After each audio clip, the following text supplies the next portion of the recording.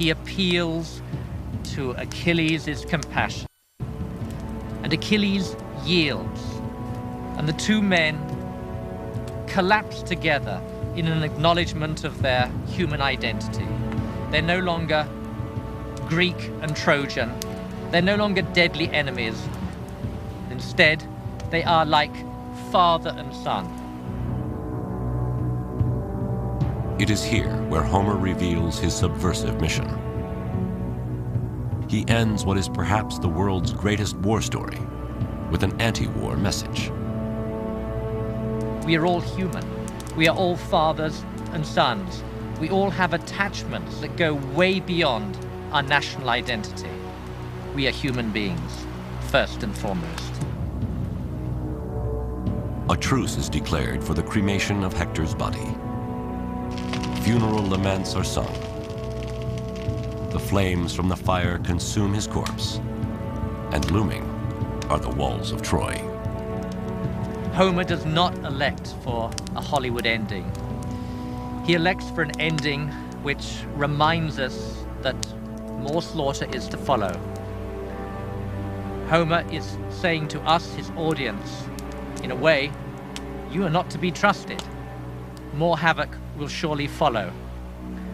More brutality, more carnage, and ultimately, too, the destruction of Troy. Although this completes Homer's story, the true story of Troy does not end here. Suddenly, the Greeks are gone, and a wooden horse stands outside the gates of Troy.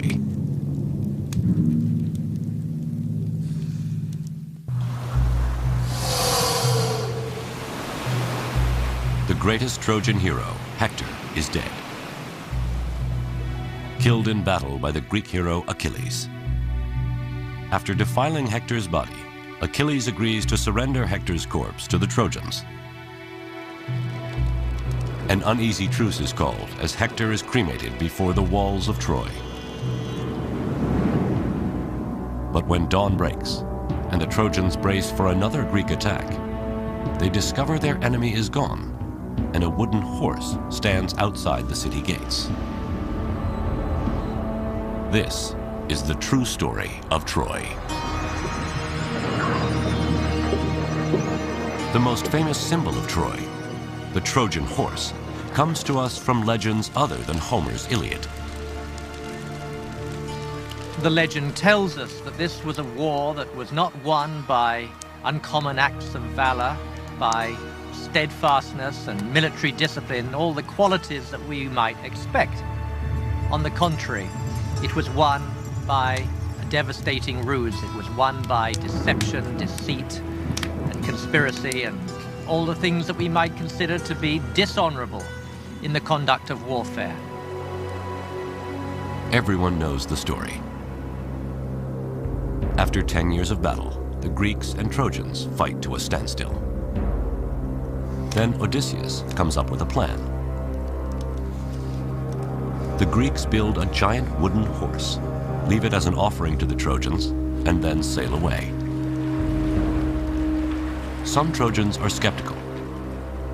Laocoon warns, beware of Greeks bearing gifts. But myth says he and his sons are silenced by serpents that drag them into the sea. The Trojans desperately want to believe that the horse is a peace offering. And the Trojans broke their walls down to let the horse enter, stuffed full as it was with Greek soldiers. And in the night, as the Trojans were celebrating the departure of the Greeks, down came the Greeks out of the wooden horse, let in their companions, and proceeded to rape, pillage, and destroy. By hiding in the belly of the wooden horse and tricking the Trojans into lowering their guard, the Greeks finally penetrate the massive walls of Troy. All of Hector's fears, why he was willing to risk his life to defend his homeland, are about to become true. Priam was slaughtered at his own altar. Cassandra was raped. And the infant son of Hector was thrown from the walls of Troy, his brains dashed out. With Hector's mother and father hacked to pieces, his sister sacrificed, his son murdered, and his wife carried off to the bed of a conquering Greek, his family's seed is wiped from the earth forever.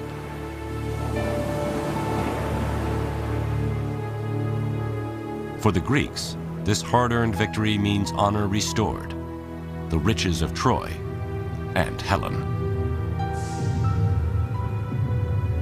But although there is plenty of archaeological evidence of Troy being destroyed, how could the legend of the Trojan horse be true?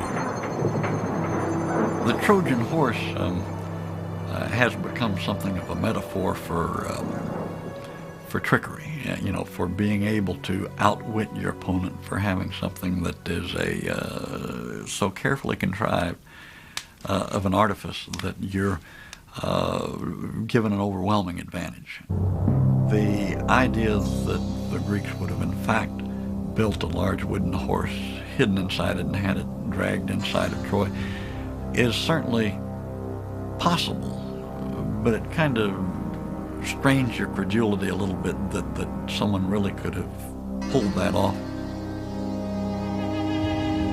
My inclination is to see in the Trojan horse some kind of a representation, vaguely remembered, of siege equipment, the weaponry that can be brought up against walls to either bring them down or to somehow neutralize them.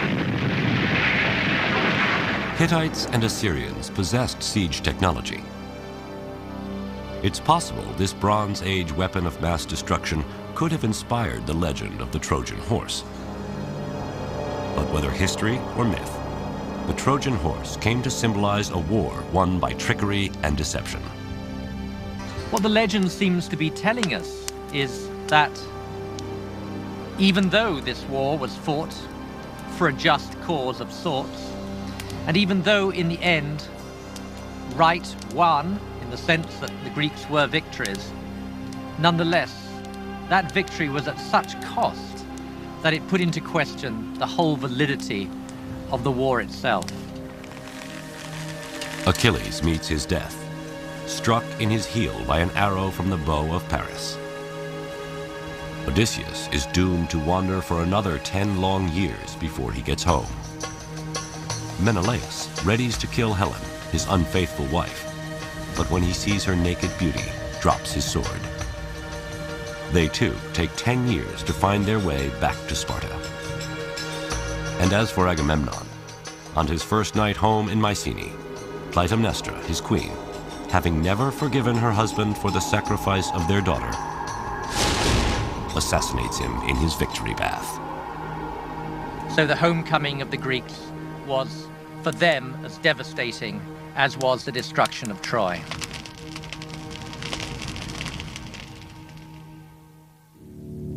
In fact, history tells us in the wake of the Trojan War, not only do the Mycenaean kingdoms collapse, but the entire Bronze Age comes to an end. There is much speculation as to its cause: civil war, outside invaders, or a string of devastating earthquakes. Greece falls into a dark age for nearly the next 500 years, until the time of Homer. What survives through the Dark Ages is the story of Troy. If you contextualize this war and you see what comes after that, the decline, the catastrophes, the economic collapse, the Greeks never managed again for the next 400 years to come together as a nation. That was most probably the last glorious event before the disintegration, before the dissolution and the fragmentation of the Mycenaean world. And I think that's why it stayed in the memory. And as Homer sings stories of Troy, the rage of Achilles, the beauty of Helen, and the valor of Hector, his songs inspire the invention of the Greek alphabet. The Iliad and Odyssey become the foundation of Western literature, and Troy is emblazoned forever into the history of the world. The Iliad and the Odyssey had enormous impact in the Archaic period, the 7th, 6th, 5th centuries BC. And so, by extension, it's not surprising that people wanted to go to the site where that war was believed to have taken place. Then the residents realized that they need to market the city very aggressively, almost like a Disneyland of antiquity. The site of Troy rises from ruin to major tourist destination. Ancient burial mounds are turned into monuments to Greek and Trojan heroes. Temples and theaters are built to their gods. And maidens reenact scenes from the fall of Troy. They would sing sections of the Iliad and the Odyssey in the agora, in the marketplace of the city, right in front of the old Bronze Age fortification walls. As the city is rebuilt, history and myth become one, and Troy becomes a war prize in a worldwide conflict. The Trojan War, among other things, resonates because, from the perspective of many people in antiquity down to the present time, it was a conflict between East and West. In a way, it's the beginning of the combative stances of both sides. It's us against them. Now, the tourist destination of Troy attracts more than just tourists. First, Persian King Xerxes stops at the site in 480 BC on his way to sack Greece, claiming to avenge his Trojan ancestors. Then in 334 BC, Alexander the Great stops at Troy to pay homage to Achilles on his way to Persia.